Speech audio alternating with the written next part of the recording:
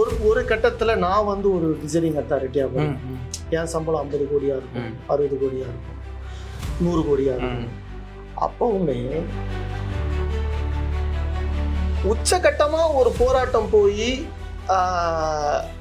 அது கண்ட்ரோல் மீறி போச்சுன்னா துப்பாக்கியால சுடுறாங்க. எண்ட் ஆஃப் த டே விவசாயிகள் எப்படி கஷ்டப்படுகிறார்கள் தெரியுமா அப்படின்னு வேணும்னே 4 வார்த்தையை நான் வந்து சினிமாவில் வச்சு கிளாப் வாங்கிட்டு போகலாம். அது ரொம்ப ஈஸி. ஆனால் கஷ்டப்படுறாங்கன்னு சொல்லி நான் சம்பாதிச்சுட்டு போயிடுவேன். நான் சம்பாதிச்ச காசுல விவசாயிக்கு போய் ஏதாவது செய்வேன்னா செய்ய மாட்டேன். அதுக்கு பதிலாக இதே படத்தில் நான் வந்து நாட்டு மாடுகளை வாங்குங்க, நாட்டு மாடுகள் வகைகள் எத்தனை தெரியுமா, எல்லார் வீட்டிலையும் ஒரு நாட்டு மாடு இருக்கணும், இந்த மாதிரி நான் ஒரு கருத்து சொல்லியிருந்தான்னா அந்த நாட்டு மாடு வாங்கியிருப்பாங்களான்னா ரியலான மாடுபிடி வீரர்களை நடிக்க வச்சு பண்ணமோ அது மாதிரி மார்ஷியல் ஆர்ட்ஸில் தமிழருடைய பூர்வீகமான உலகின் மூத்த மார்ஷியல் ஆர்ட்ஸ் தற்காப்பு கலை அடிமுறை அதில் அந்த ஆசான்களை சந்திச்சு நீ கதைக்காக தேர்ந்தெடுக்கிற முகங்களும் எல்லாமே வந்து அந்த நிலப்பரப்புல சார்ந்து இருக்கிற அந்த ஆளுங்களுடைய அந்த இதுலதான் இருக்கு. அண்ட் அதே மாதிரி நீங்க பேசுற படங்களுமே நம்மளுடைய அந்த வாழ்வாதாரத்தை சுத்தி இருக்கிற விஷயங்கள் தான் இருக்கு. அதை தாண்டி அவையா வந்து எதுவுமே இது வரைக்கும் பார்க்கல. ஆனா அதுலயுமே ஒரு ஜாலியான ஒரு கமர்ஷியல் ட்ரீட்மெண்ட் இருக்கு. அந்த ஐடியா எப்படி சார் இது எவ்ரி டைம் இதுவாகுது? இல்ல, எனக்கு அப்படிதான் பண்ண வருது. எனக்கு வந்து இந்த மண்ணுக்கான கதை, இந்த மக்களுக்கான கதை, இந்த வாழ்வியல்ல இருக்க கதையை சொல்றதுல எனக்கு பயங்கர சுவாரஸ்யம் கிடைக்குது. அது இன்னும் 100 கதை இருக்கு பண்றதுக்கு. அது வரைக்கும் என் லைஃப் டைம் பத்துமா இல்ல வந்து சூழல் அமையுமான்னு தெரியாது. ஆனா தமிழ் மக்களுடைய வாழ்வியலை சொல்றதுக்கு அவ்வளோ விஷயங்கள் இருக்கு. அது எல்லாத்தையுமே நான் பதிவு பண்ணணும்னு விரும்புறேன். அதை பதிவு பண்றதுக்கு அந்த முகங்கள், அந்த மண்ணில் இருக்க முகங்கள் அவங்களே வந்து அமையறாங்க. அப்போ அந்த முகங்கள் அவங்களுக்கு வந்து ஒரே ஒரு பிரச்சனைனா camera fear, stage fear, crowd fear, நடிப்புனா என்னன்னு வந்து டீச் பண்றது தானே. அதுக்கு நான் வந்து எல்லாருக்கும் ஒர்க் ஷாப் பண்றேன். சூப்பர். ஸோ இப்போ என்னுடைய படங்கள்ல புதுமுகங்களா இருப்பாங்க, ஆனா நல்லா நடிப்பாங்க, பர்ஃபெக்டா இருக்கும். அது ஏன் அப்படின்னா ஓவர் டு தெரியாது. ஏன் தெரியாதுன்னா நாங்கள் அவங்களுக்கு முன்னாடியே ஆக்டிங் ஒர்க் ஷாப் பண்ணி நடிப்புனா என்ன, அதுக்குன்னு பெரிய கிளாஸஸ்லாம் எடுத்து தியேட்டர் ஆர்டிஸ்ட் வந்து சொல்லி கொடுப்பாங்க. அதுக்கு ஒரு ரிசர்ச். ஆமா. அது வந்து கிட்டத்தட்ட இப்போ இதுக்கே வந்து இந்த பேட்டைக்காலிக்கே ஃபர்ஸ்ட் ஒரு 10 நாள் கிட்ட பண்ணோம். தியேட்டர் ஆர்டிஸ்ட வச்சு பண்ணோம் ஒர்க் ஷாப் மாடுபிடி வீரர்களுக்கு. அதுக்கெல்லாம் பயந்து ஓடிட்டானுங்க. திருப்பி எல்லாரையும் பிடிச்சி கொண்டு வந்து கதவெல்லாம் லாக் பண்ணி எவனும் வெளில போக கூடாது லாக் பண்ணி வச்சு இந்த நான் ஒரு 15 நாள் கிட்ட ஒர்க் ஷாப் பண்ணேன். ரைட். தனித்தனியா ஒவ்வொருத்தருக்கும் ஒர்க் ஷாப் பண்ணேன். ஒவ்வொருத்தருக்கும் 2 நாள் 3 நாள் எடுத்துக்கிட்டேன். 8 hours 10 hours 12 hours போகும். ஆக்டிங்னா என்னன்னு இன்ட்ராக்ட் பண்ணி அவங்களுக்குள்ள கனெக்ட் ஆகி சில பேருக்கு சீக்கிரமா கூட முடிஞ்சிடும். அந்த நடிப்புனா என்ன அப்படிங்கிறத பிடிக்கிற ஏரியா இருக்குல்ல. ஸோ அவங்க அதுக்கு தயார்படுத்தின உடனே அவங்க நடிக்க வரும்போது அவங்க அந்த மைண்ட் செட்டப்ல ஃபுல்லா வந்துருவாங்க. அதனால வந்து ரிசல்ட்டும் ரொம்ப நல்லா இருந்துச்சு. இப்போ நான் பண்ற கதைகள்ல ஒரு நல்ல well known artist, professional artist impact ஆவாங்கன்னா அதுவும் நடக்கும். இப்போ கிஷோர் சாரும் பண்ணியிருக்காரு, கலையரசனும் பண்ணியிருக்காரு, புதுமுகங்களும் பண்ணியிருக்காங்க. எல்லாருமே ஈக்குவலா தான் அந்த பெர்ஃபார்மன்ஸை ஷேர் பண்றாங்க. ஸோ அதுவும் நடக்கும். அது கதை தான் முடிவு பண்ணுது எந்த ஆர்டிஸ்ட வச்சு போகலாம் அப்படிங்கிறது. ஸோ இது வந்து எனக்கு வந்து இந்த மாதிரியான படங்கள் பண்றது எனக்கு ஒரு ஹை கொடுக்குது, ஒரு நிம்மதியை கொடுக்குது. அதில் நம்ம என்ன சம்பாதிக்கிறோம் அப்படிங்கிறதுலாம் தெரியல, அதெல்லாம் அடுத்தது. ரைட். ஆனா வந்து நான் ஆத்ம திருப்தியா இருக்கேன் இந்த மாதிரி ப்ராஜெக்ட்ஸ் பண்றதுல. என்னோட அடுத்த கேள்வி இப்போ அதுவா தான் சார் இருந்தது. அதாவது கேள்விக்கு லீடு கொடுத்துருக்கீங்க. நீங்களே சூப்பரா ஒரு லீடு கொடுத்துருக்கீங்க. அதாவது இது வந்து சமீபத்தில் வந்து ஒரு இன்டர்வியூல வந்து சத்யராஜ் சார் ஒரு விஷயம் சொன்னிருந்தாரு. அவர் என்ன சொல்றாருன்னா, இப்ப நம்ம கையில சினிமா இருக்கிற வரைக்கும் நமக்கு ஒரு பெரிய சௌரியம் இருக்கு. அதுல நம்ம டிசைட் பண்ற ஒரு இடத்துல இருக்கோம் அப்படின்னா சினிமா நம்ம கையில இருக்கும், அதுக்கேற்ற மாதிரி நம்ம இயங்கலாம். சினிமா கையில நம்ம இருக்கும்போது அது சொல்றதான் நம்ம கேட்டாகணும் அப்படிங்கிற மாதிரி ஒரு விஷயம் இருக்கு அப்படிங்கிற மாதிரி ஒண்ணு சொல்றாரு. இந்த 2 கிளாசிபிகேஷன்ல இப்ப இயக்குனர் ராஜ்குமார் எந்த இடத்துல இருக்காரு? இல்ல, இப்போ இயக்குனர் ராஜ்குமார் அப்படிங்கிறவர் வந்து சினிமால ஏதோ ஒரு ஏரியால ஒரு படிமத்துல ஒரு கூடாரம் போட்டு அவருடைய வேலைகளை அவர் பார்த்துக்கிட்டு இருக்காரு. ஓகே, அவருக்கு பிடிச்ச வேலைகளை டாக்குமெண்ட்ரி படங்கள் அப்படின்னு பார்த்துக்கிட்டு இருக்காரு. இப்போ நான் பண்ற படங்கள் வந்து ஒரு 500 கோடி 1000 கோடி வசூல் அடிச்சுது அப்படின்னா ஒரு ஒரு கட்டத்துல நான் வந்து ஒரு டிசைனிங் அத்தாரிட்டியா போறேன். என் சம்பளம் 50 கோடியா இருக்கும், 60 கோடியா இருக்கும், 100 கோடியா இருக்கும். அப்பவுமே ஒரு எக்ஸ்டர்னல் ப்ரெஷர் இருக்கும். அந்த எக்ஸ்டர்னல் ப்ரெஷர் நம்மளை கண்ட்ரோல் எடுக்க தான் செய்யும். எல்லா படங்கள்லையுமே ஒரு ஒரு ஒரு சுப்பீரியர் கேரக்டர் கண்ட்ரோல்ல இருக்கும். இப்போ நீங்க வந்து ஒரு மாஸ் ஹீரோ வச்சு பண்றோம்னா அவர் கண்ட்ரோல்ல தான் அந்த மொத்த ப்ராஜெக்ட். நிச்சயமா. ஒரு பெரிய ப்ரொடியூசர் ஒரு பெரிய கார்பரேட்ல பண்றோம்னா அவங்களுடைய கண்ட்ரோல்ல தான் அவங்க படங்கள் இருக்கும். எனக்கு இப்போ நான் நினைக்கிற மாதிரியான படங்கள் இருக்குல்ல, அதை வந்து ஒரு பெரிய ஹீரோக்கு ஒரு பெரிய ப்ரொடியூசருக்கு இப்பயும் வந்து ஒரு ஒரு நல்ல பெரிய ஹீரோக்களுக்கு படம் பண்றதுக்கான லைனப் இருக்கு. ஓகே, அவங்களுக்கு வந்து பிச் பண்ணி அது ஒரு நல்ல த்ரூ அப்ல இருக்கு. ஒரு பெரிய production house, Bombay production house, அவங்களுக்கு ஒரு கதை பிச் பண்ணி ஒரு லைனப்ல இருக்கு. ரொம்ப சின்ன படம், சின்ன பட்ஜெட் படம், ஒரு அழகான ஒரு மலைகிராம கதை, அதுவுமே லைனப்ல இருக்கு. ஸோ இப்போ எனக்கு ஒரு கண்ட்ரோல் கிடைக்குது இதுல. நான் வந்து எனக்கு பிடிச்ச ஒரு நல்ல ஹீரோக்கு ஒரு ப்ரொடக்ஷன் ஹவுஸுக்கு ஒரு 35 கோடி ரூபாய் ப்ராஜெக்ட் பண்றதுக்கான வேல்யூவும் செட் பண்ணியிருக்கேன். ஒரு 3 கோடி ரூபாய் ப்ராஜெக்ட் செட் பண்றதுக்கான வேல்யூ செட் பண்ணியிருக்கேன். ஒரு சின்ன படம், அதுல வந்து ஒரு அழகான கதையும் பண்றேன். அது வந்து வேர்ல்ட் மார்க்கெட்டுக்கு எடுத்துட்டு போறது. ஸோ இப்போ வந்து இந்த ப்ரொடக்ஷன்ஸும் இந்த படங்களும் என் கண்ட்ரோல்ல இருக்கிறதா நான் ஃபீல் பண்றேன். எனக்கு வந்து நான் ஆசைப்பட்டது கெடாம, என் விஷன் கெடாம, என் கிரியேஷன் கெடாம, நான் நினைச்ச ப்ராஜெக்டை என்னால் எக்ஸிக்யூட் பண்ணிட முடியும் அப்படிங்கிற ஒரு நம்பிக்கை இருக்கு. ஸோ நான் அதை மட்டும்தான் நான் ரொம்ப ஸ்ட்ராங்கா இதில் நான் பார்த்துக்கணும்னு நினைக்கிறேன். நல்ல படம் பண்ணணும், வெகுஜன மக்களுக்கு போய் சேரணும், என்னை நம்பி போட்ட தயாரிப்பாளருக்கு கண்டிப்பா லாபம் வரும். எனக்கு கெட்ட பேர் வரவே கூடாது. 10-15 வருஷம் கழிச்சும் அந்த படம் மக்களுக்கு பேசப்படும், அவ்வளவுதான். ஸோ இந்த மாதிரி ஒரு ஜோன்ல ஒரு படம் பண்ணா போதும். இதுதான் நான் நினைக்கிறது. சரி, இது ஒரு பெரிய சௌரியம் சார். இது நிறைய பேருக்கு அமையாது. அது அந்த ஸ்பேஸ்ல நம்மளை வச்சுக்கிறதுங்கிறத நான் ரொம்ப ஆரோக்கியமா பாக்குறேன். அது நீங்க இருக்கிற அதுக்கு வந்து நிறைய தியாகம் பண்ணணும். அதுக்கு நிறைய குத்து வாங்கணும், நிறைய ஃபேஸ் பண்ணணும். அதுலயும் நிறைய அழுத்தங்கள். நிச்சயமா. அது வந்து அது எல்லாமே புற அழுத்தங்கள்.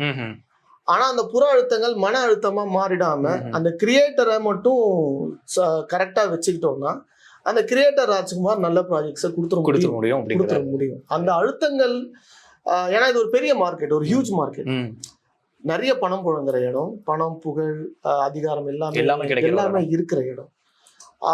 அந்த இடத்துல நம்ம நினைச்ச ஒரு படத்தையும் நம்ம கொண்டு போகணும் அந்த மார்க்கெட்டுக்குள்ள அப்படின்னும் போது அதுல நிறைய அழுத்தங்கள் இருக்கும்.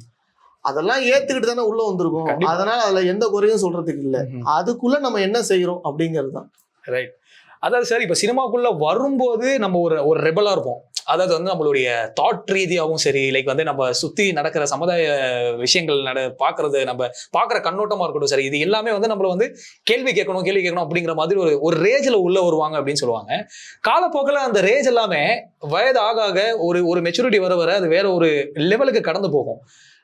நீங்க ஸ்டார்ட்ல வந்த அந்த நீங்க பார்த்த அந்த ரேஜ் இப்ப நீங்க இயக்குனரா வந்து இப்போ ஒரு 2 படங்கள் 3 படங்கள் முடிச்சதுக்கு அப்புறம் இருக்கிறது வந்து அது கூட நீங்க அதை எப்படி ஒப்பிட்டு பாக்குறீங்க? ஏன்னா என்னைக்குமே நீங்க எடுக்கிற எல்லா படங்களும் ஒரு பொலிட்டிக்கல் திங் இருக்கு அதுல. அப்படிங்கிற போது அன்னைக்கு இருந்த அந்த அழுத்தமும் இன்னைக்கு இருக்கிற அழுத்தமும் வந்து எவ்வளவு மாறுபட்டு இருக்குன்னு நினைக்கிறீங்க? இல்ல, அதாவது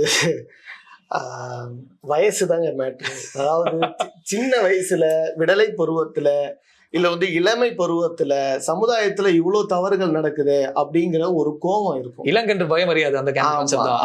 சோ அந்த கோபம் இருக்கும். நம்மளோட படைப்புகள்லயும் அந்த கேள்விகளை கேட்கணும் அப்படின்ற கோபம் இருக்கும். ஒரு கட்டத்துக்கு மேல சிஸ்டம் எப்படி இயங்குது, மொத்த சமூக அமைப்பு, அதிகாரம், பொருளாதாரம், இல்ல அரசியல், இது மொத்தமா இது எப்படி இயங்குது அப்படின்னு பார்க்கும்போது இதுக்குள்ளதான் நம்மளும் இயங்கிக்கிட்டு இருக்கிறோம் அப்படிங்கிற ஒரு அண்டர்ஸ்டாண்டிங் வரும், புரிதல் வரும். அப்போ அதை நம்ம எப்படி அக்செப்ட் பண்ணிக்கிட்டு போகிறோம், நான் சொல்றது ஒத்துக்கிட்டு போறோம்னு நான் சொல்லல. அக்செப்டன்ஸ்ன்றது இதுதான் சிஸ்டம், அதை முதல்ல நம்ம ஏத்துக்கணும். இப்படிதான் இருக்கும், இதை மாத்த முடியாது. ரியாலிட்டி. எந்த போராட்டமாவது வெற்றியை கொடுத்துருக்கா? உச்சகட்டமா ஒரு போராட்டம் போய் அது கண்ட்ரோல் மீறி போச்சுன்னா துப்பாக்கியால சுடுறாங்க. எண்ட் ஆஃப் த டே அதுக்கு ஒரு லிமிட் இருக்கு, போராட்டத்துக்கு ஒரு லிமிட் இருக்கு. எந்த போராட்டம் வந்து சிஸ்டமுக்கு எதிராக வந்த எந்த போராட்டம் வந்து ஜெயிச்சிருக்குன்னு நினைக்கிறீங்க? கடந்த கால வரலாறு எடுத்து பாருங்க. அப்போ போராட்டம் வந்து நமக்கு தீர்வை தராதுன்னு நான் வந்து ரொம்ப ஆணித்தரமா நம்புறேன். இத புரிஞ்சுக்கணும், இந்த சிஸ்டம் இப்படிதான் இயங்குது அப்படிங்கறத புரிஞ்சுக்கும் போது அதுக்கான மாற்று வழி நம்ம கண்ணுக்கு தெரியும். இப்போ தண்ணி வரல தண்ணி வரல தண்ணி வரல அப்படின்னு சொல்லி போராடுறது ஒரு வழி, கடைசி வரைக்கும் தண்ணி வராது. மழை நீர் சேகரிப்புங்கிறது மாற்று வழி. அப்போ நீங்க எப்போ அந்த மாற்று வழிக்கு வருவீங்கன்னா, சரி தண்ணி வராது, இதோட போராடுறதுல எந்த பயனும் இல்லை, சர்வைவ் ஆகிறதுக்கு அடுத்து என்ன செய்யணும் அப்படின்னும் போது மாற்று வழிக்குள்ள நம்ம போறோம். அப்போ மாற்று வழிதான் ஒரு சமுதாயத்தை ப்ரக்ரெசிவா முன்னாடி எடுத்துட்டு போகும், வளர்ச்சி பாதைக்கு எடுத்துட்டு போகும். மாற்று வழிக்கு என்ன செய்யறது அப்படின்னா, போராட்டமோ கேள்வி கேட்பதோ அடுத்தவர்களை குறை கூறுவதோ ஒருத்தரை மாற்றி ஒருத்தரை வந்து திட்டிக்கிறதோ அதுல எந்த பயனுமே இல்லைங்க. இந்த சமுதாயத்தை முழுசா ஏத்துக்கிட்டா நான் மாறுவேன், நான் மாறினா என்னை சார்ந்தவங்க மாறுவாங்க, என்னை சார்ந்தவங்க மாறினா சமூகம் மாறும். இதைத்தான் காந்தி சொல்லியிருக்காரு, அதுதான் நானும் ட்ரை பண்ணிக்கிட்டு இருக்கேன். ஓகே, ஸோ என் படங்களே பார்த்தீங்கன்னா அந்த கருத்துலாம் சொல்றதுல வந்து எனக்கு உடன்பாடே இல்லை. பாயிண்ட் அவுட் பண்ணி கருத்து சொல்றது, அதுல வந்து மக்களை தூண்டி விட்டு நான் சம்பாதிச்சிடலாம். விவசாயிகள் எப்படி கஷ்டப்படுகிறார்கள் தெரியுமா அப்படின்னு வேணும்னே 4 வார்த்தையை நான் வந்து சினிமாவில் வச்சு கிளாப் வாங்கிட்டு போகலாம், அது ரொம்ப ஈஸி. ஆனால் கஷ்டப்படுறாங்கன்னு சொல்லி நான் சம்பாதிச்சுட்டு போயிடுவேன். நான் சம்பாதிச்ச காசுல விவசாயிக்கு போய் ஏதாவது செய்வேன்னா செய்ய மாட்டேன். அதுக்கு பதிலாக அந்த விவசாயிக்கு அந்த கஷ்டத்துக்கான மாற்று வழியை அந்த படத்துல நான் வச்சேன்னா அதை பார்க்குற விவசாயி வாழ்க்கை மாறும். ஒரு படைப்புக்கு அந்த தார்மீக பொறுப்பு இருக்குன்னு நான் நம்புறேன். நான் பண்ற படைப்புகள் அது இருக்கணும்னு நான் விரும்புறேன். பயங்கரமான பாயிண்ட் சார் நீங்க சொன்னது. ஆக்சுவலா இப்ப நான் திரும்ப ரீகால் பண்றது என்ன அப்படின்னா, எந்த போராட்டமும் தீர்வு தராதுன்னு ஒரு விஷயம் சொன்னீங்க பாத்தீங்களா, இது ஒரு பயங்கர ஐ ஓபனரா இருந்தது எனக்கு. யோசிச்சு பார்த்தா கடந்த கால வரலாறுலயுமே இதுதான் நடந்திருக்கு. நீங்க சொல்லும் போது நம்ம சுதந்திரமே நமக்கு அப்படிதான் கிடைச்சிருக்கு அப்படிங்கிற போது இதுல பெரிய அரசியல் இருக்கு. அப்போ ஆமா, நீங்க 250 வருஷமா நம்ம போராடணும், அப்பெல்லாம் சுதந்திரம் கிடைக்கல, அவங்களுக்கே போதும்னு சொல்லிட்டு போன ஒரு ஸ்டேஜ் இருக்கு. அதுக்கு முன்னாடி எத்தனை பேர் செத்தாங்க, எத்தனை ரத்தம் சிந்தின மண்ணு இது. இன்னைக்கு அந்த சுதந்திர வரலாறு இன்னைக்கு எத்தனை பேர் நம்ம வந்து திரும்பி பார்க்கணும். தமிழ்நாட்டுல எத்தனை பேர் வந்து இதுக்காக ரத்தம் சிந்தி இருக்காங்க. நேதாஜியுடைய படையிலையா இருக்கட்டும், இல்ல காந்தியுடைய வழியில போனவங்களா இருக்கட்டும், எத்தனை பேர் இதுக்காக உசுர விட்டு பண்ணாங்க. அதெல்லாம் நம்ம பாட புத்தகத்துல இருக்கா? வரலாறு மறைஞ்சிச்சு இல்ல, அது இல்ல. ஸோ அதனால அவங்க போராட்டத்தை நான் வந்து தப்பா சொல்லலை. அது வந்து உண்மையிலேயே உன்னதமானது. தனக்காக உயிரை விடாம இன்னொருத்தருக்காக உயிரை விடுற எல்லாருமே தியாகிகள் தான், அவங்க எல்லாருமே வந்து புனிதர்கள் தான். அதை வந்து நான் பெருசா மதிக்கிறேன். ஆனா ஒரு போராட்டத்தின் வழியா, ஒரு வன்முறையின் வழியா, இல்ல வந்து கோஷங்கள் வழியா இந்த சமுதாயத்துல ஒரு மாற்றம் வந்திருக்கா அப்படின்னா எந்த வரலாறுலையுமே அப்படி நடந்ததா இல்லை.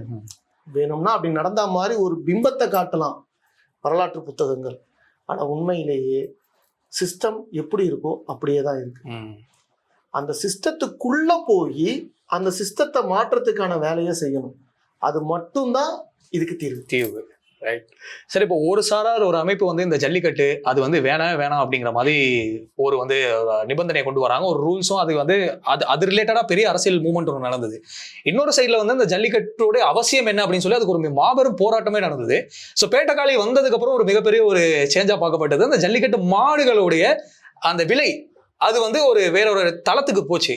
ஸோ இது வந்து ஒரு கிரியேட்டரா, ஒரு கலைஞரா, ஒரு தார்மீக ஒரு எப்படி சொல்றது பொறுப்பை எடுத்து பண்ணது வந்து வேற ஒரு இடத்துல ரிஃப்ளெக்ட் ஆனது வந்து உங்களுக்கு எப்படி இருக்கு சார்? அது இல்ல, அதுதான் வந்து எனக்கு வந்து ஒரு பெரிய அங்கீகாரமாவோ இல்ல வந்து ஒரு மன திருப்தி, ஆத்ம திருப்தியாவோ நான் பார்த்தேன். அதாவது அதுக்கு கிடைக்கிற விருதுகளோ இல்ல அதனால எனக்கு கிடைக்கிற பெரிய சம்பள ஸ்கேலோ இல்ல பெரிய புகழோ அதெல்லாம் வந்து அங்க விஷயமே இல்லைங்க. ஜல்லிக்கட்டை செலிப்ரேட் பண்ணி நம்ம வந்து எடுத்த ஒரு வெப்சீரிஸ் அல்ல. ஜல்லிக்கட்டு மேல மக்களுக்கு இருந்த அபிப்பிராயம் இன்னும் அதிகமாகி நாட்டு மாடுகளோட விலைகள்லாம் ஏறி இருக்கு அப்படின்னு சொல்லி எனக்கு நாட்டு மாடு கடையில இருந்து சொன்னாங்க. அது வந்து எனக்கு ஒரு பெரிய சாட்டிஸ்ஃபேக்ஷன் கொடுத்தது. அப்போ வந்து நம்ம வந்து இதே படத்துல நான் வந்து நாட்டு மாடுகளை வாங்குங்க, நாட்டு மாடுகள் வகைகள் எத்தனை தெரியுமா, எல்லார் வீட்டிலையும் ஒரு நாட்டு மாடு இருக்கணும், இந்த மாதிரி நான் ஒரு கருத்து சொல்லியிருந்தான்னா அந்த நாட்டு மாடு வாங்கியிருப்பாங்களான்னா அது எனக்கு தெரியாது. ஆனால் அந்த நாட்டு மாடுகளோடவே இருந்து அதை செலிப்ரேட் பண்ணி ஒரு படம் பண்றோம்ல, அதை பார்த்து அது இன்னொருத்தங்களுக்கு கனெக்ட் ஆகி அவங்க நாட்டு மாடு வாங்கும்போது அதோடைய விலை ஏறுது, அவங்களோட வியாபாரம் மாறுது, லைஃப் ஸ்டைல் மாறுது அப்படின்றது வந்து ஒரு படைப்போட வெற்றியா நான் பாக்குறேன். அதுவே போதுமானது இல்ல. ஒரு படம் எடுக்கிறோம், அந்த படம் மக்கள் கிட்ட போய் சேருது, அதுல குறிப்பிட்ட சில பேருக்கோ இல்ல வெகுஜன மக்களுக்கோ அது ஒரு வாழ்க்கை மாற்றமா கொடுக்குது, அவங்க வாழ்க்கையில அது ஒரு மாற்றத்தை கொடுக்குது அப்படின்னா நான் என்னோட வேலையை ஒழுங்கா பண்ணியிருக்கேன் அப்படிங்கிற ஒரு திருப்தி, அந்த பொறுப்பு அங்க சேவ் ஆகிருக்கு அப்படிங்கிறது. ஆமா ஆமா ஆமா. நான் எப்பயும் அதான் சொன்னேன். இப்ப நீங்க வந்து இப்போ இந்த போராட்டங்கள், இப்ப ஜல்லிக்கட்டு போராட்டம், நான் அது ரெண்டு சொல்லணும். போராட்டங்கள் வந்து தீர்வு கொடுக்காது. ஆமா சொல்லியிருந்தீங்க. ஆமா, போராட்டங்கள் ஒரு அதிர்வலையா மாறும் சிஸ்டம்குள்ள. தமிழ்நாட்டுல 2 போராட்டங்களுக்கு ஒரு பெரிய அதிர்வலையா இருக்கு. இந்தி எதிர்ப்பு, ஜல்லிக்கட்டு. அது ஒரு அதிர்வலையா மாறி, அதாவது ஒரு சுனாமியா அடிச்சு சிஸ்டம் ஷேக்க கொடுத்துருக்கு. அப்போ சிஸ்டம் அதை கன்சிடர் பண்ணுது. இது வந்து கைமீறி போயிடுச்சு. ஜல்லிக்கட்டு போராட்டம் கைமீறி போயிடுச்சு. கரெக்ட். இந்திய எதிர்ப்பு போராட்டம் கைமீறி போயிடுச்சு. ஸ்டெர்லைட் வந்து கைமீறி போயிடுச்சு.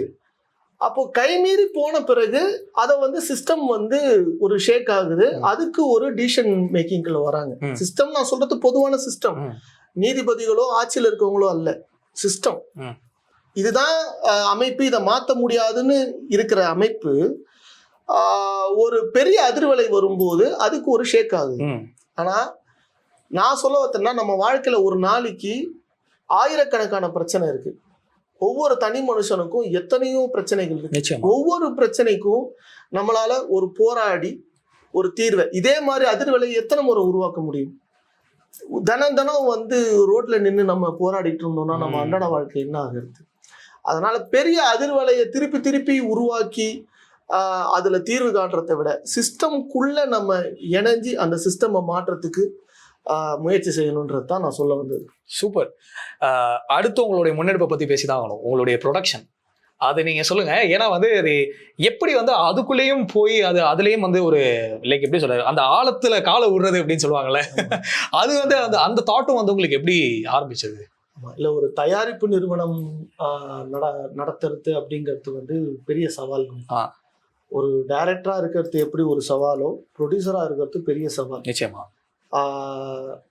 நான் வந்து வேற ஒரு ப்ரொடியூசருக்கு பண்ணும்போது எனக்கு வந்து அதோடைய சுமை தெரியல. ஏன்னா வெற்றி சார் வந்து எல்லாமே அவரே பேர் பண்ணிப்பாரு. எது வந்தாலும் நான் வெற்றி சார் தலையில வச்சிருவேன், அவர் பார்த்துப்பாரு, அண்ணன் பார்த்துப்பாரு அப்படின்னு சொல்லி நான் பாட்டு ஜாலியா ஒரு கிரியேட்டரா இருந்தேன். அண்ணனுக்கு முடிஞ்ச பிறகு பேட்டைக்காளி கதையை நான் நிறைய ப்ரொடக்ஷன்ஸ்ல பிச் பண்ணேன். இவ்வளோ ஹியூஜான ஒரு ப்ராஜெக்டை பண்றது சாத்தியமே இல்லை அப்படின்னு சொன்னாங்க. அப்போ நான் என்ன முடிவு பண்ணேன்னா, நம்மளே தயாரிப்புல இறங்குவோம், நம்ம படம் எடுக்க என்ன வேணும், அந்த செட்டப் இருந்தா போதும் அப்படின்னு நானே இறங்கி ஆரம்பிச்சதுதான். இப்போ நான் அதுக்கப்புறம் அது வேற ஃபார்ம்ல மாதிரி ஒரு வெப்சீரிஸா வந்து அதுல எனக்கு நிறைய அனுபவம் இருந்தது. ஒரு அப்போ நான் ஆரம்பிச்ச கம்பெனி தான் முத்தமிழ் கலைக்கூடம். அந்த கம்பெனில இப்போ நான் அடுத்த படம் தயாரிச்சு சூப்பர் பண்ணியிருக்கோம். இன்வெஸ்டர்ஸ் இருக்காங்க. ஸோ இப்போ இப்படி தயாரிப்புல இறங்கறதுடைய நோக்கம் என்னன்னா, கிரியேஷன்ல எந்த டிஸ்டர்பன்ஸும் இல்லாம இப்போ நான் ஆசைப்பட்ட படத்தை நானே எடுத்துக்க முடியும் அப்படிங்கிற ஒரு நினைப்புலதான் நம்ம வந்து ஒரு இண்டிபெண்டான படம் எடுப்போம். அதை வந்து எந்த காம்ப்ரமைஸும் இல்லாம அந்த படத்தை வந்து மக்கள்கிட்ட கொண்டு போய் சேர்ப்போம் அப்படின்ற ஒரு ஆர்வத்துல தான் அதை நம்ம ஆரம்பிச்சோம். ஆனா அதை மார்க்கெட்டுக்குள்ள கொண்டு போறதுக்குள்ள நிறைய ஸ்ட்ரகிள்ஸ் இருக்கு, நிறைய அப்சக்கிள்ஸ் இருக்குன்னு வச்சுக்கோங்களேன். அதையும் நம்ம ஃபேஸ் பண்ணணும். சரி, ஒரு தயாரிப்பு நிறுவனம் ஆரம்பிக்கிறோம், அந்த தயாரிப்பு நிறுவனத்துல என்ன இருக்கணும் அப்படின்னு நம்ம நினைச்சோம். ஒரு பெரிய ஹீரோ இருந்தா மட்டும்தான் ஒரு படம் பண்ண முடியும். அவரோட கால் ஷீட் இருந்தாதான் ஒரு ப்ரொடியூசர் கிட்ட போயிட்டு சொல்ல முடியும். அதுக்கப்புறம் அது ஒரு காம்பினேஷனா உருவாகும். அதுக்கப்புறம் அது வந்து ஒரு படமா மாறும். மாறும். அந்த படம் ஹிட் ஆச்சுன்னா அந்த டைரக்டருக்கு ஒரு ஸ்கேல் மாறும். இதுதான் வந்து மார்க்கெட் சினாரியோவா இருக்கு. ஆனா ஆரம்ப காலங்களில் ஸ்டுடியோ செட்டப்ல எப்படி இருந்ததுன்னா, ஒரு ஸ்கிரிப்ட் ரைட்டர் ஒரு எக்ஸிக்யூட்டிவ் ப்ரொடியூசரை பார்ப்பாங்க. ஸ்கிரிப்ட் ரைட்டரும் எக்ஸிக்யூட்டிவ் ப்ரொடியூசரும் சேர்ந்து ஒரு ப்ரொடக்ஷன் டிசைன் பண்ணுவாங்க. அதை ஒரு ஸ்டூடியோக்கு எடுத்துட்டு போவாங்க. அந்த ஸ்டூடியோல இருந்து அந்த கதைக்கு தேவையான ஒரு ஆர்டிஸ்ட்டை கூப்பிட்டு நடிக்க வைப்பாங்க. அதுக்கப்புறம் அதை பிஸ்னஸ்க்கு எடுத்துட்டு போவாங்க. உலக அளவில் இப்பயும் அதுதான் வந்து ஸ்டாண்டர்ட் ஃபார்மேட் தான். இதான் ஃபார்மேட். ஆனா அந்த ஃபார்மேட் இங்க இருக்கானா இல்ல. அப்ப நாங்க என்ன நினைச்சோம்னா, நல்ல கண்டென்ட்ஸை ஐடென்டிஃபை பண்ணுவோம். அந்த கண்டென்ட்ஸை எக்ஸிக்யூட் பண்றதுக்கு தேவையான இன்வெஸ்டர்ஸை மீட் பண்ணுவோம். இப்போ சொல்லுவாங்க, ஒரு 3 கோடி 4 கோடி இருந்தாலாம் படம் பண்ண முடியாது, 10 கோடி 15 கோடி வேணும் இன்னைக்கு, ஹீரோ இல்லைன்னா படம் பண்ண முடியாது. இல்லைன்னா வந்து நான் ஹீரோக்கெல்லாம் எதிரி கிடையாது, ஹீரோக்களுக்காக மட்டுமே படம் பண்ணாதீங்கன்னு தான் நான் சொல்ல வரீங்க. ஹீரோக்களை மட்டுமே டிபெண்ட் ஆகாதீங்க, அவங்க மேல அவ்வளவு அழுத்தத்தை கொடுக்காதீங்க, மார்க்கெட் அழுத்தத்தை பிசினஸ் ப்ரெஷரை ஹீரோக்கள் மேல மட்டும் வைக்காதீங்க, கண்டென்ட் மேலதான் அந்த அழுத்தம் இருக்கணுமே தவிர ஹீரோக்கள் மேல இருக்கக்கூடாதுன்னு நான் நினைக்கிறேன். அப்போ வந்து ஒரு கண்டென்ட் ஐடென்டிஃபை பண்ணுவோம், அதுக்கான இன்வெஸ்டர்ஸை கொண்டு வருவோம். ஒரு இன்வெஸ்டர் வரார், ஃபார் எக்ஸாம்பிள் என்கிட்ட வந்து 4 கோடி தாங்க இருக்கு, இந்த 4 கோடியில எப்படிங்க ஒரு படம் பண்ண முடியும், 4 கோடியில படம் பண்ண முடியுமா, இன்னைக்கு எல்லாம் சாத்தியமே இல்லைங்க, 4 கோடிக்கு படம் பண்ணி எப்படிங்க வந்து ஒரு படத்தை வந்து பொசிஷன் பண்றது அப்படின்னா, அப்போ நாங்க வந்து ஒரு பிசினஸ் மாடல் கிரியேட் பண்ணுவோம். 2 கோடிக்கு படம் பண்ணுவோம், 2 கோடிக்கு பிரிண்ட் அண்ட் பப்ளிசிட்டி பண்ணுவோம், பொசிஷனிங் பண்ணுவோம். 2 கோடிக்கு படம் பண்றோம்னா அதுக்கு ஏத்த ஆர்டிஸ்ட்டை உள்ள கொண்டு வருவோம், அதுக்கேற்ற கண்டென்ட்டை ஹையர் பண்ணுவோம், அதுக்கேற்ற மாதிரியான ப்ரொடக்ஷன் டிசைன் பண்ணுவோம். 2 ரூபாய்க்கு மேலே 1 ரூபா ஆகக்கூடாது. ஸோ 2 ரூபா படம், 2 ரூபா பிரிண்ட் அண்ட் பப்ளிசிட்டி. இப்போ இதை பொசிஷனிங் பண்ணுற ஏரியாவில் இப்போ டிஸ்ட்ரிபியூட்டர்ஸோ இல்லை அவங்களுமே ஓப்பனாக தான் இருக்காங்க. இப்போ பெரிய டிஸ்ட்ரிபியூட்டர்ஸ்லேருந்து சின்ன டிஸ்ட்ரிபியூட்டர்ஸ் வரைக்கும் நல்ல கண்டென்ட்டை பொசிஷனிங் பண்ணுறதுல அவங்களும் ஓப்பனாக தான் இருக்காங்க. ஏன்னா கண்டென்ட் பஞ்சம். கரெக்ட். இப்போ இன்வெஸ்டர்ஸுக்கும் டிஸ்ட்ரிபியூட்டர்ஸ்க்கும் நடுவில் பிரிட்ஜிங் பண்ணுற ஏரியா தான் ஒரு கம்பெனி செய்ய வேண்டியது. இதுதான் நம்மளோட பிஸ்னஸ் மாடல். இல்லைங்க என்கிட்ட 50 லட்சம் தாங்க இருக்கு, சரிங்க 50 லட்சம் படம் பண்ணுங்க, ஒரு ஃபெஸ்டிவல் படம் பண்ணுங்க, ஓகே, ஒரு 35 லட்சம் ரூபாய்க்கு ஃபெஸ்டிவல் படம், 15 லட்சம் ரூபாய் அந்த ஃபெஸ்டிவல் ரவுண்ட் அடிக்கிறதுக்கு ஸ்பெண்ட் பண்ணுவோம். ஒரு எக்ஸாம்பிள் சொல்றேன், என்னன்னா 35 லட்சம் ரூபாய்க்கு தேவையான ஒரு கண்டென்ட்டை ஹையர் பண்ணுவோம். அந்த கண்டென்ட்டை உலக மார்க்கெட்டுக்கு எடுத்துட்டு போகும். டிஃப்லையோ, பெர்லின்லையோ, கேன்ஸ்லையோ, வெனிஸ்லையோ ஓப்பனிங் இருந்துகிட்டே இருக்கு. 50 லட்சம் போட்டு 1 வருஷம் வெயிட் பண்ணுங்க. ரோட்டர்டாம்ல ஒரு படம் வந்து வின் பண்ணா அவனே 50 லட்சம் ரூபாய் கேஷ் பிரைஸ் தரான். ஓவர்சீஸ் மார்க்கெட்ல டிஸ்ட்ரிபியூஷனுக்கு நீங்க யூரோப்பியன் டிஸ்ட்ரிபியூஷனோ இல்லை வந்து ஓவர்சீஸ் வேற நாடுகளோட டிஸ்ட்ரிபியூஷனோ எடுத்தா இந்த அமௌண்ட் ஈஸியா ரீகெயின் ஆயிடும். இந்த 50 லட்சம் ரூபாய் 1 கோடியா ரிட்டர்ன் வரும். அப்போ ஒரு இன்வெஸ்டர் வராங்கன்னா, உங்களுக்கு நீங்க 50 லட்சம் போடுறீங்கன்னா நீங்க எவ்வளவு எதிர்பார்க்குறீங்க ரிட்டர்ன்? 50 லட்சம் போட்டுட்டு 10 கோடி எதிர்பார்த்தனா அது கேம்பிளிங். 5 கோடி போட்டு 50 கோடி எதிர்பார்த்தனா அது கேம்பிளிங். 5 கோடி போட்டு ஒரு வருஷத்துல 7 கோடி வந்ததுன்னா இட்ஸ் அ குட் பிசினஸ். 50 லட்சம் போட்டு 75 லட்சத்துல இருந்து 1 கோடி ரூபாய் வந்தா அது ஒரு குட் பிசினஸ். சினிமா ஒரு குட் பிசினஸ், அதை ஒரு குட் பிசினஸா ட்ரீட் பண்ணுங்க. அப்போ நீங்க இந்த அமௌண்ட் இன்வெஸ்ட் பண்றீங்களா, அந்த அமௌண்ட்டை எப்படி எக்ஸிக்யூட் பண்ணலாம், அதோட டோட்டல் ஸ்கிராட்ச்ல இருந்து டெலிவரி வரைக்கும் டோட்டலா ஒரு பிஸ்னஸ் மாடல் ஒர்க் பண்ணும்.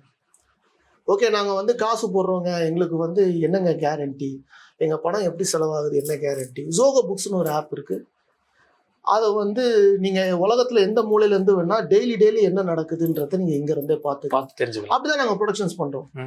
நீங்கள் எங்கேருந்து வேணா நீங்கள் வந்து என்ன பில் ஸ்கேன் பண்ணது வந்து எங்கே லீக்கேஜ் இருக்குது டெய்லி நீங்கள் ஆக்சஸ் பண்ணிக்கலாம். படம் முடிச்சு அதை பொசிஷனிங் பண்ணுற ஏரியாவில் Tamil Nadu market, dubbing market, remakes market, FMS market, எஃப்எம்எஸ்லேயே யூரோப்பியன் மார்க்கெட்டோ இல்லை அதர் ஃபாரின் கண்ட்ரிஸ் மார்க்கெட்டோ, ஆடியோ மார்க்கெட்டோ இல்லை டிஜிட்டல் மார்க்கெட்டோ, டிவி மார்க்கெட், இப்படி இவ்வளோ மார்க்கெட்ஸ் இருக்குது. இந்த ஒவ்வொரு மார்க்கெட்லையும் இந்த படத்தை எப்படி பொசிஷன் பண்ணலாம், அதுதான் வந்து ஒரு ஒரு ஒரு ப்ரொடக்ஷன் கம்பெனியுடைய ப்ராப்பரான ஒர்க்காக இருக்கணும்னு நான் நினைக்கிறோம். அதுக்கு தான் டீமே செட் பண்ணியிருக்கோம். நம்ம வந்து ஒரு ஸ்டார்ட் அப் ஒரு 2 டாக்குமெண்ட்ரி, ஒரு 3 ப்ரொடக்ஷன் இப்போதைக்கு நடந்துகிட்டு இருக்கு. இன்னும் ஹியூஜா பண்ணணும். 50 லட்சம்னா 50 லட்சம் இல்ல, 50 கோடிக்கும் பண்ணணும், 500 கோடிக்கு பண்ணணும். ஸோ அதையுமே இந்த பிசினஸ் மாடல்ல அப்ளை பண்ணி சக்சஸ்ஃபுல்லா உலகம் ஃபுல்லா எடுத்துட்டு போகும். ஆமா. ஸோ இது வந்து ஒரு ஐடியா, ஒரு விஷன். கொஞ்சம் கொஞ்சமா வேலை பார்த்துட்டு இருக்கும். அதுக்கு இப்போ ஒரு இன்ஃப்ராஸ்ட்ரக்சர் செட் பண்ணிட்டு ஒரு படம் எடுக்கிறதுக்கு தேவையான ஃபுல் செட்டப் நம்ம கிட்ட இருக்கு. ஸோ ஒரு கதையோட ஒருத்தவங்க வந்தாங்கன்னா, ஒரு இன்வெஸ்டர், ஒரு ஸ்டோரி டைரக்டர், அதுக்கப்புறம் ஒரு எக்ஸிகியூஷன் பார்ட்ல டிஸ்ட்ரிபியூட்டர், இவங்க எல்லாருமே பிரிட்ஜ் பண்ணி ஒரு அசம்பிள் பண்றது நம்மளோட நோக்கம். அதற்கான வேலைகள் போய் கொண்டே இருக்கிறது. சூப்பரான விஷயம். நிறைய பேர் அவங்களுடைய ட்ரேட் சீக்ரெட்ஸ் அப்படின்னு சொல்லுவாங்க தெரியுமா, அது சொல்ல மாட்டாங்க. அவங்களுடைய லைக் உடச்சி பேசுறது அப்படின்னு சொல்லுவாங்கல்ல, அவங்களுடைய சிஸ்டம் இப்படிதான் இயங்குது, இந்த விஷயத்த இப்படிதான் பண்றோம் அப்படிங்கறது சொல்ல மாட்டாங்க. அதுக்கு ஒரு கிளியர் கட்டான எக்ஸ்பிளனேஷனே கொடுத்துறீங்க. முத்தமிழ் கூட தெரியுது அப்படியா சீக்ரெட்டா இது? ஆமா, ஆப்வியஸா அப்படியும் சொல்லலாம். பிகாஸ் ஏன்னா ஒவ்வொரு ப்ரொடக்ஷன் ஹவுஸும் எப்படி செயல்படுவாங்கிறது யாருமே வெளியே சொன்னது இல்லை பெருசா. பட் அது ஒரு முன்னெடுப்பே இந்த மாதிரி இயக்கப்பட போகுது அப்படிங்கறத நீங்க சொல்றது உண்மையிலேயே அது ஆரோக்கியமா நான் பாக்குறேன். அந்த ஒரு விஷயத்த முடிக்கிறதுக்கு முன்னாடி இன்னும் 2 கேள்விகள் தான். அதாவது என்ன அப்படின்னா, இப்போ ஒரு கிரியேட்டரா நீங்க தொடர ஒவ்வொரு பக்கங்கள் பத்தி நீங்க சொல்லிட்டு இருக்கீங்க. பட் இயக்குனரா என்னுடைய மைல்கல்லாம் இதுதான் இருக்கணும் அப்படின்னு ஆசைப்படுற விஷயங்கள் ஏதாவது இருக்கா? ஒரு இயக்குனர் அப்படிங்கறத விட்டுட்டு ஒரு கலைஞனா சொல்லுங்க.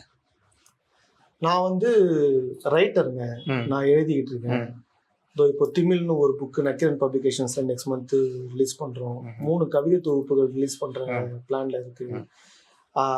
டாக்குமெண்ட்ரிஸ் ரிலீஸ் பண்ற பிளான்ல இருக்கு. ஒவ்வொன்றா பண்ணிக்கிட்டு இருக்கோம். கிரியேஷன்ல இருக்கணும், அவ்வளவுதான். கிரியேஷன்ல இருக்கணும், ஏன்னா எனக்கு அது மட்டும் தான் எனக்கு நிம்மதியை கொடுக்குது. அதனால அது எந்த ஃபார்மேட்ல இருந்தாலும் எனக்கு ஓகே. ஏன்னா மியூசிக் வாசிப்பேன். நான் ஏதாவது ஒரு படத்துல நானே இசையை வாசிச்சிருவேன். இல்லைன்னா என் இயக்குனர்கள் ஃப்ரெண்ட்ஸ் யாருக்கிட்ட கேட்டுட்டே உங்க படத்துக்கு நான் வாசிக்கிறேன் அப்படின்னு சொல்லி வாசிக்கலாம், மேபி தெரியல. ஸோ எனக்கு நடிக்கிற விருப்பம் இருக்கு. எனக்கு ஏதாவது ஒரு படங்களை நான் நடிக்கலாம். இப்போ எனக்கு இந்த ஆர்ட் ஃபார்மை எக்ஸ்ப்ளோர் பண்றதுக்கு இந்த லைஃப் டைமே பத்தாது, அவ்வளோ இருக்கு. கரெக்ட்.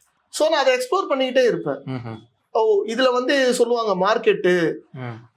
மார்க்கெட் போச்சுன்னா ஒண்ணுமே இல்லை, அப்படிலாம் ஒண்ணுமே கிடையாதுங்க. பொருளை செஞ்சு கொண்டு மார்க்கெட்ல வித்தீங்கன்னா வாங்கி போறாங்க, அவ்வளவுதான். அதை நீங்க எப்படி செய்றீங்கன்றது தானே. அது ஒரு ரேஸ் போய்கிட்டு இருக்குல்ல, 100 crores 1000 crores அந்த ஒரு ரேஸ் இருக்குல்ல, அந்த ரேஸ் தான் கரப்ட் பண்ணுதோ அப்படின்னு நான் நினைக்கிறேன். அந்த race creation is not a race, அது ஒரு வாழ்வியல், அது ஒரு லைஃப் ஸ்டைல். அதையே ரேஸா பார்க்கணும். அப்படி ரேஸா பார்த்து என்ன பிரயோஜனம்? எனக்கு ஒரு பிரயோஜனமும் தெரியல. அதுல பிடிச்ச படம் பண்ணு, இல்லைன்னா பண்ணாத. நான் எனக்கு சொல்லிக்கிறேன், புரியுது. எனக்கு நான் ஆசைப்பட்ட மாதிரி ஒரு படம் பண்றதுக்கு எனக்கு வாய்ப்பு அமைஞ்சா நான் பண்ணுவேன். அதற்கான வாய்ப்பு அமையலையா, நான் பண்ணு ஜாலியாக எழுதிக்கிட்டு இருப்பேன், நான் புத்தகம் போடுவேன், இல்லைன்னா நான் ஓவியம் வரைவேன், எனக்கு பிடிச்ச மாதிரி ஓவியங்களை வரைவேன், இல்லைன்னா எனக்கு பிடிச்ச மாதிரி இசையை வாசிப்பேன். ஆர்ட்ல இருக்கணும், கிரியேஷன்ல இருக்கணும். ஏன்னா அது கடவுள் கொடுத்த வரம். கண்டிப்பா அதுக்கு நான் ரெஸ்பெக்ட்ஃபுல்லா இருக்கணும்னு நினைக்கிறேன். Right, super. கடைசி கேள்வி, அடுத்து வேற என்னெல்லாம் படைப்புகள் இன்னும் பிளானிங்ல இருக்கு? லைக் உங்களோட இயக்கத்துல பாக்குறதுக்கு கண்டிப்பா, அதாவது பேசும்போதே இவ்வளவு விஷயங்களை சரிபார்த்து பண்ணணும்னு நினைக்கிற ஒரு கிரியேட்டர், அவருடைய அடுத்த படைப்புகள் என்னவா இருக்கும் அப்படிங்கிற ஒரு சுவாரஸ்யம் இருக்கு, அதை கேட்டு தெரிஞ்சுக்கணும்னு. ஸோ அதை பத்தி சொல்லுங்க. இப்போ ஒரு படம் பண்ணியிருக்கோம். இது நான் சொன்ன இந்த இண்டிபெண்டன்ட் ஃபார்மேட்ல, ஆமா அந்த ஃபார்மேட்ல இதில் நடிச்சிருக்கவங்க எல்லாருமே அடிமுறை கலைஞர்கள். ஸோ பேட்டைக்காலில எப்படி ஜல்லிக்கட்டை பேஸ் பண்ணி பண்ணோமோ, ரியலான மாடுபிடி வீரர்களை நடிக்க வச்சு பண்ணோமோ, அது மாதிரி மார்ஷியல் ஆர்ட்ஸில் தமிழருடைய பூர்வீகமான உலகின் மூத்த மார்ஷியல் ஆர்ட்ஸ் தற்காப்பு கலை அடிமுறை, அதில் அந்த ஆசான்களை சந்திச்சு அந்த அடிமுறை கலைஞர்களை வச்சு ஒரு திரைப்படம் பண்றோம், அவங்களே நடிக்க வச்சிருக்கோம். இந்த படம் இப்போ போஸ்ட் ப்ரொடக்ஷன்ல இருக்கு, ரிலீஸ்க்காக ப்ராசஸ்ல இருக்கு. சீக்கிரமான அனௌன்ஸ்மெண்ட் வந்துடும். இதுதான் பிரைமரியா இருக்கிறது. இந்த படம் நான் 2வது படம், நான் ஏற்கனவே நான் இன்னொரு இன்டர்வியூ கூட சொன்னேன், என் 2வது படம் நந்திக்காக பண்ணேன். இந்த படம் நான் சிவனுக்காக பண்றேன். இந்த படம் சிவ வழிபாட பிரதானப்படுத்தி பண்ணிருக்கோம். ஸோ இது ஒரு சிவன் படம். ஆமா, 2வது படத்துல யார் ஹீரோனா நந்தி, 3வது படத்துல யார் ஹீரோனா சிவன். எஸ். ஸோ இதுதான் வந்து இதுல இருக்க அப்டேட்டு. அது இல்லாம என்னோட டாக்குமெண்ட்ரி ரொம்ப நாளா பெண்டிங்ல இருக்கு, ஒரு தாய் மக்கள்.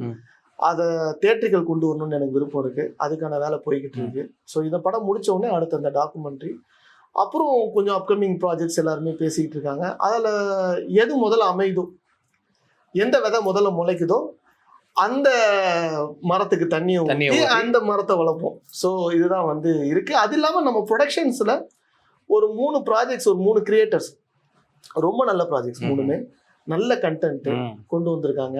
ஸோ அவங்களோட டிஸ்கஸ் பண்ணிட்டு இருக்கோம். எங்கள் ஆஃபீஸில் உட்காந்து ஒர்க் பண்ணிட்டு இருக்கோம். அதுக்கு இன்வெஸ்டர்ஸ் கிட்ட பேசிக்கிட்டு இருக்கோம். அதை எக்ஸிக்யூட் பண்ணுறதுக்கான ஃபார்மேட்டில் வேலை பார்த்துக்கிட்டு இருக்கோம். சிறப்பு, சூப்பர். கடைசியாக நீங்கள் எழுதின ஏதாவது கவிதை இல்லை, உங்களுக்கு ஏதாவது பிடிச்ச கவிதை ஒரு 2 வரை எனக்கு சொல்லி இந்த இன்டர்வியூ முடிச்சீங்கன்னா நான் ரொம்ப சந்தோஷப்படுவேன். திடீர் கவிதையா? சரி, ஓகே. நான் வேறு பூமி வேறு என்று நினைத்த மனிதனின் முதல் அகங்காரம் செருப்பு. நான் வேறு நீ வேறு என்று நினைத்த மனிதனின் முதல் கூச்சம் உடை. இது ஆக்சுவலா இது புரிஞ்சு ப்ராசஸ் பண்ணி அது தெரிஞ்சுக்கிறதுக்கே வந்து ஒரு தனி டைம் எடுக்கும். அந்த மாதிரியா இருக்கு. அதாவது உடனே ஒரு சொல்றீங்க, வீட்டுல போய் உட்காந்து யோசிச்சாதான் புரியுன்ற மாதிரி. இல்ல, இது எளிமையா தான் இருக்கு. பட் ஆனா அதுக்கு பின்னாடி அவ்வளவு லைக் ஒரு பிலாசபி இருக்குங்கிறதுக்காக தான் நான் சொல்ல வந்தேன் இந்த விஷயத்த. ரொம்ப ரொம்ப நன்றி சார். ரொம்ப நிறைய விஷயங்கள் பகிர்ந்துக்கிட்டீங்க. அதாவது சிந்தனை ரீதியாவே நீங்க என்னெல்லாம் விஷயங்கள் வந்து உங்க மைண்ட்ல இருக்கு அப்படிங்கிறது வந்து இந்த இன்டர்வியூ மூலமா எனக்கு வெளிப்பட்டுச்சு. அதை நான் கேட்டு தெரிஞ்சுக்கிறது எனக்கு ரொம்ப ரொம்ப பெரிய சந்தோஷம். கடைசியா வந்து என்னோட ரொம்ப நாள் ஆசை நீங்க நிறைவேறதா நான் நினைச்சுக்கிறேன். சந்தோஷம். உங்களோட இன்டராக்ட் பண்ணது எனக்கு ரொம்ப சந்தோஷம். சந்தோஷம் சார். தேங்க்யூ.